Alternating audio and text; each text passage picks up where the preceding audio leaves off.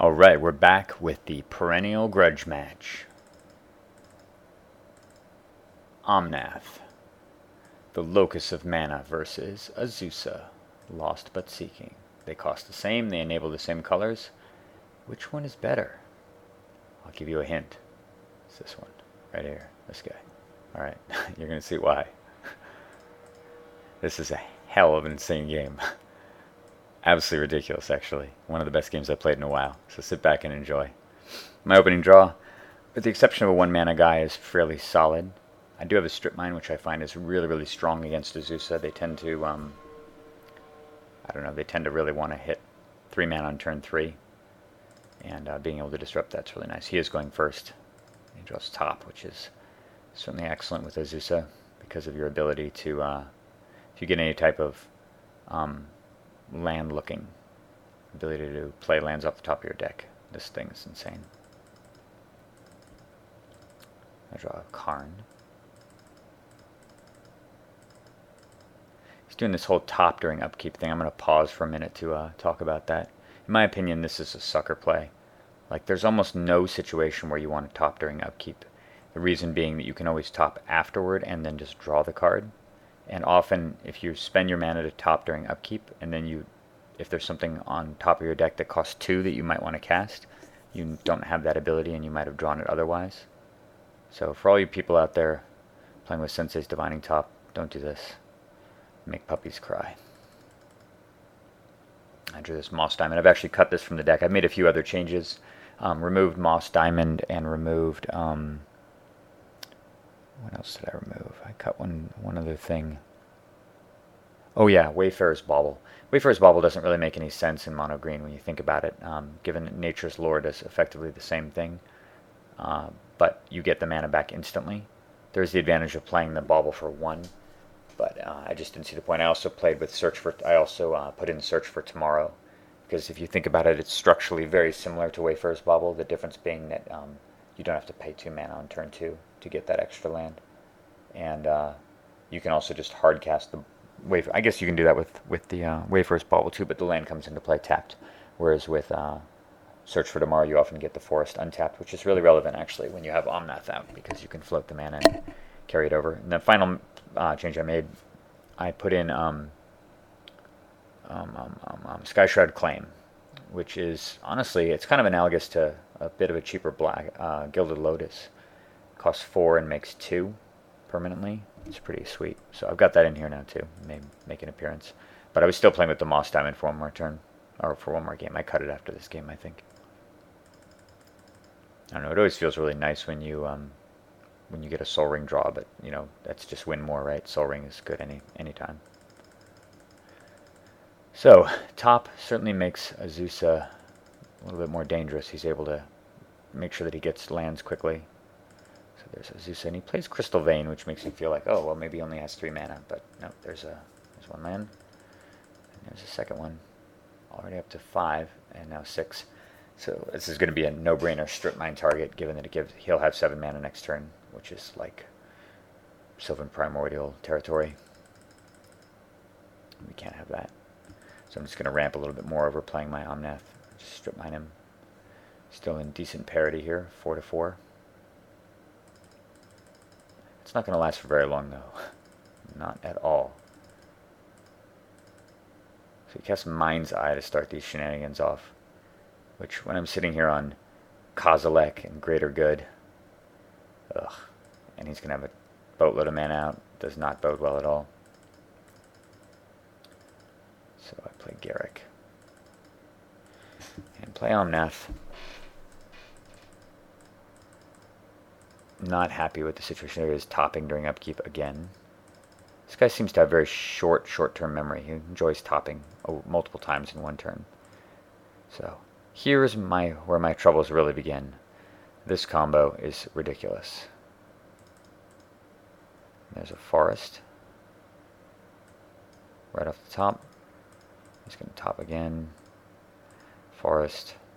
Ugh. God, it's so ridiculous. So he gets 3 extra land plays. He can play 4 land a turn. He gets another Forest. So he just drew 4 put 4 land directly into play that turn and drew 3 extra cards. It's going to be pretty hard to keep up with that. Oh yeah, and Kozilek is on top of his deck. And this is another situation. I am not a big advocate of using top in this situation and putting the card you want to draw next on top, because it totally changes. Like if I didn't know that he has Kozilek on top of his deck, it completely changes how I play. If he just keeps a little innocuous land sitting there, and I think, well, maybe he's got nothing going on, I can wreck him. And then at the end of my turn, after I make all my decisions, he pays 1, flips Kozilek to the top, draws it, and I'm caught with my pants down. But he shows it to me, which is fantastic. He's drawing cards again. Yeah, if I were him, I would have gone Forest and the Crater and the Steel Hellkite, and then with the hidden Kozilek. So I'm at 6. I'm just going to send my guy to smash. It's one of those situations where I'm thinking to myself, please don't block. Because if he blocks here, I can't cast Karn. So I cast Karn. And the reason I'm playing this is because I know that he has Kozilek on top. So if I eat something like, say, his Mind's Eye, which is obnoxious, or if I eat his Oracle, Kozilek comes down, and he can use this thing right away, too. 1, 2, 3, 4, 5, 6, 7, 8, 9. Well, I guess he can't quite use it unless he flips over a bunch of extra lands. Anyway, Kozilek comes down, and then I immediately have to use Karn to eat up Kozilek. Of course, I can't let him run around with it, and that means that Karn's dead, which is a bad situation. So by eating this, I know that I can handle the Kozilek next turn, or the Steel Hellkite if he chooses to play that, and get something out of his hand also that might be relevant. And sure enough, Kamal, Fist of Krosa. Pretty ridiculous also when your opponent is going to be putting 3 to 4 land into play every turn. So I got to eat that. It goes to show you how utterly insane his hand is, though. So there's the Hellkite again. Factory. Forest. Empath. Topping again. Forest. God, so gross. 1, 2, 3, 4, 5, 6, 7, 8, 9, 10, 11, 12, 13. He's at 13 mana now. And I know he has Kozilek the Butcher in his hand, or Kozilek Butcher of Truth in his hand too. So here he casts a Rude Awakening to further complicate my problems, which allows him to use this thing. Unfortunately, he's got Jack in it, Life from the Loam. What to do? Well, I guess he gets to replay those lands. But yeah, goodbye Planeswalkers. Of course, he's sending them all. I checked this out to make sure he did it right, and he did. They're going in completely split evenly, so that even if I block with the Dryad, he's still killing both of them, so there's no point in blocking at all. One advantage is that this does prevent him from really doing anything else meaningful this turn, other than drawing with his eye. He's got Mimic Vat on top. So I think for a long time here, and basically realized that, assuming he casts Kozilek next turn, my only long-term plan here is to start trying to abuse Greater Good. Even though he has Mind's Eye in play, I got to try something, because at least Greater Good plus Kozilek can answer a lot of problems. So just send this in. He actually blocks the Oracle, which is interesting. And because he does that, actually I can't really play my Greater Good, although I don't really want to, because I need to float mana across the turn anyway. And next turn I'll have enough to do them both. So 1, 2, 3, 4, 5, 6, 10, 11, 12. Yeah, it works out just barely.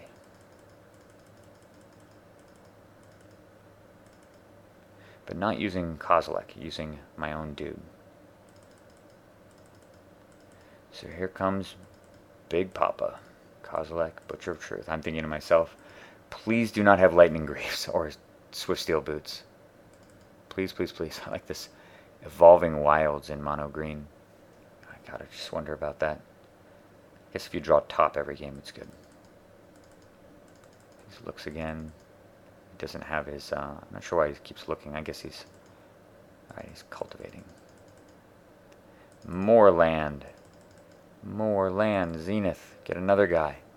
1, 2. That's totally greedy to me. Totally insanely greedy using his Zenith with this much mana in play to just go and get a random Dryad Arbor to chump block with when you have a perfectly good commander.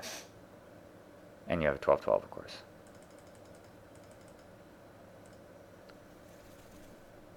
Yeah, and he couldn't even, with the mana up, he couldn't even draw off his Mind's Eye. I just wonder if maybe at this point he thinks that he's just got the game wrapped up, given how helpless I seem. So there's 10, 11, 13. Another situation where I'm thinking to myself, please do not block with your Butcher. He does not, which is great. Alright. This combo is so insane. The fact that you get to draw all the cards for 4 and you still have all the mana in your pool. So I draw 7, or draw 9.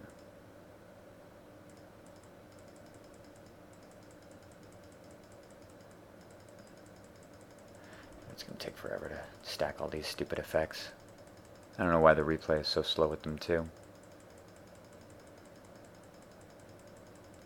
And I can't jump to the end of the turn either, because I don't want you to miss anything. Okay, so let's see, off the 9 cards, what did I get?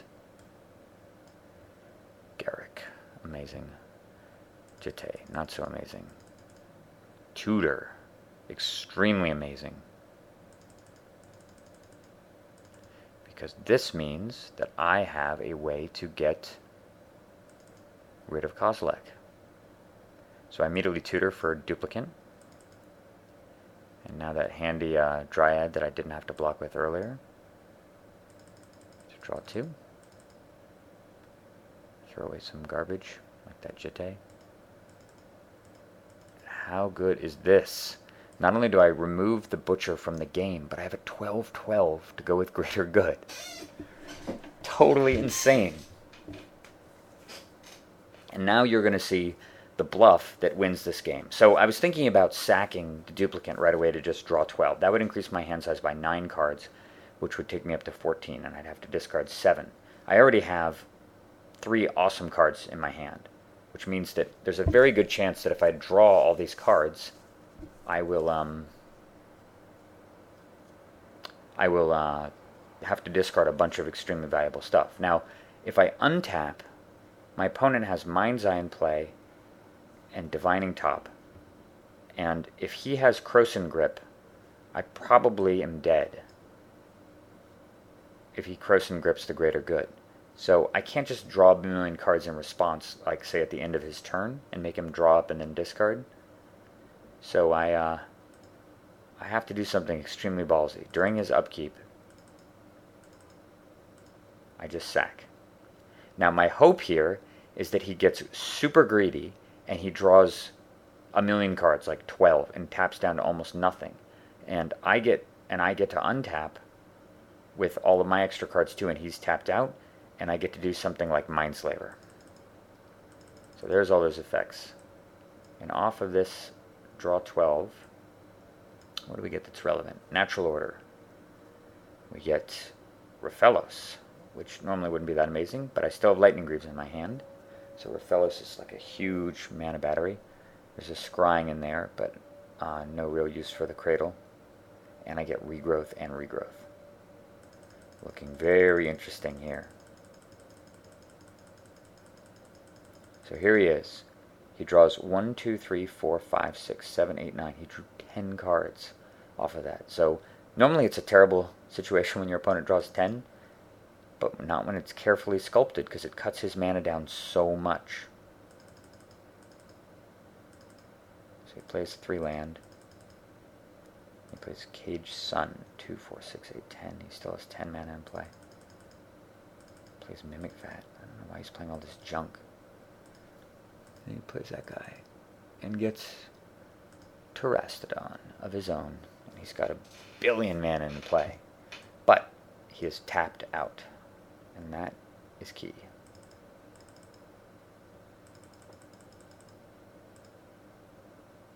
I draw my own Oracle. Play Crypt. Play Petal. Sack. Play Greaves. Play Raphellos. Add 6. Play this guy. Do some shenanigans with Lightning Greaves. Now I have 14 in my pool. So my plan this turn, and I do the math, run it through multiple times, is to cast Kozilek, drawing 4, sack Kozilek, drawing 12, and hopefully in those 16 cards, hitting Mindslaver, because I have exactly enough, give or take 1 or 2, to Mindslaver. And I know he just got Terastodon, so I can have him Terastodon his own permanents. Start clawing my way back here. Oh, he's got Reliquary Tower also, I forgot to mention that. So that whole draw a million cards at the end of the turn play wouldn't have worked anyway. So there's Kozilek. I just get a bunch of junk. But we have stuff to do first, because we definitely want to attack with Kozilek also, because that's what he is good for. And then that's right, I have Garrick. So, when you can draw 12, why not draw 12 2 different ways? God, look at all this stuff.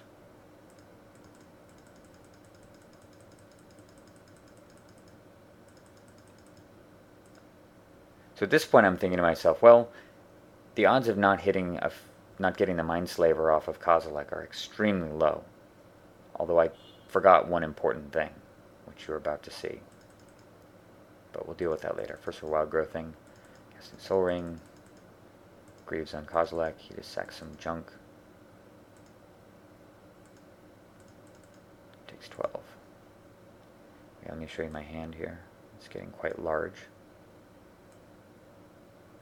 So relevant stuff. Acidic Slime, Tooth and Nail for Terastodon. I still have Natural Order, so I got a million ways to fetch stuff, and obviously I have critical mass of mana over here that I need to attend to. So I need to basically destroy as much of his massive mana production stuff as possible. This is a no-brainer, right? Because it's worth like 20 mana. Mind's Eye is incredibly annoying. And this, of course, needs to go too. So we're still hoping to get Mindslaver. So I sack Kozilek, and he puts it underneath the Mimic Vat. Because, I mean, who wouldn't? He says, this is a mega game. And I say, it certainly is. So 12 more cards, and unfortunately I reshuffled and redrew a bunch of the stuff that I discarded earlier.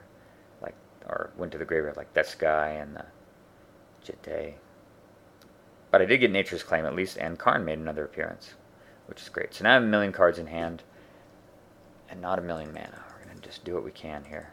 So I think through, just take my word for it, I spent a lot of time thinking about this turn here. Cast that guy, Greaves my land. Play an Elf, Greaves him. Cast Natural Order. Sacking the Elf to go get Big Papa. Bang, bang, bang. Blow up all 3 of those. Oh, there's one very other relevant card that I got in this mix. Right there. Play Gilded Lotus. Play Dryad. And time to discard. There really aren't too many relevant cards in my hand at this point. I feel like the 2 Regrows are relevant. The Tooth and Nail is relevant. The Slime is relevant, Karn is relevant, Sword of Feast or Famine is relevant, and so is the Primordial, and that's pretty much it. So I think my hand does get sculpted down to just that. Double Regrowth. Oh, Hellkite. I decided I wanted. I guess, yeah, I figured I've got Primordial and Karn and Tooth and Nail, so I've got his various permanents covered. The Slime is definitely the weakest of these cards. And the Hellkite with Greaves is actually pretty amazing for clearing out all these dorks. But other than the fact that he has 14 cards in his hand, I'm actually feeling pretty decent about the game right now. So here he casts Artisan of Kozilek. He gets back Avenger of Zendikar, which he discarded earlier.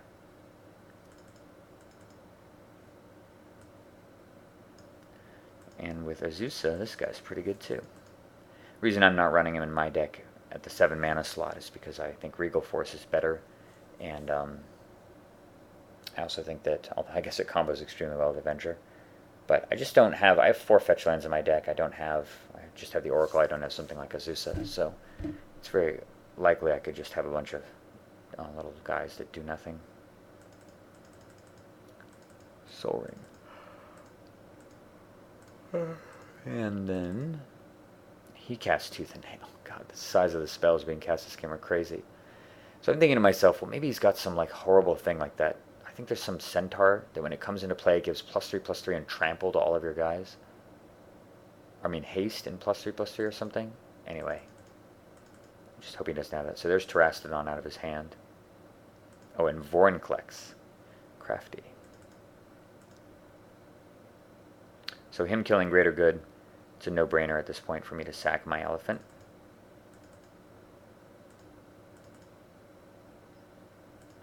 He casts Life from the Loam, get some land back, play some more stuff.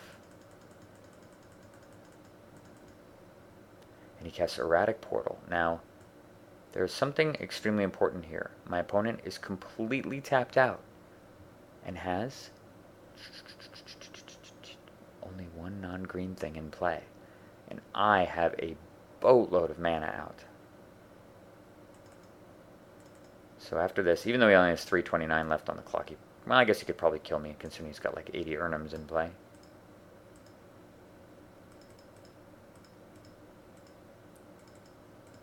Alright, so here we go. So, my watchers, do you see the win here? It's actually not really that complex. Certainly not worthy of a Mark Rosewater puzzling. But I have a ridiculous amount of mana production in play. And here we go. Cast a Vorinclex off of my artifacts. Because he makes 1, 2, 3, 4, 5, 6, 7, 8. Well, additional mana. Because of the elf. So I add 17 to my pool. Tap Raphellos, add 30. Tap this guy. Or go to 30.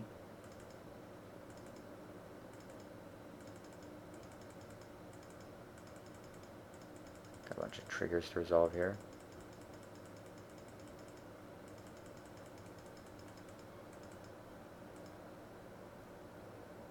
Sorry, oops, stop. What happened there? Alright, well, you probably saw that anyway. Pretty elementary, actually. I just used the Scrib Ranger to untap Raphellos, made 30 mana-ish total after casting Omnath, cast the sword, equipped the sword to Omnath, equipped Lightning Greaves to Omnath, and look at that. Oh, and also I had to cast Karn. I cast Karn in there too, and gobbled up his one colorless dude. And 23 Omnath with haste and pro-green, coming across for the win. What an insane game that was. And hard to believe it was only turn 9. There it is. What an amazing game. Hope you enjoyed it. And I've got some other ones to record and post. See you later.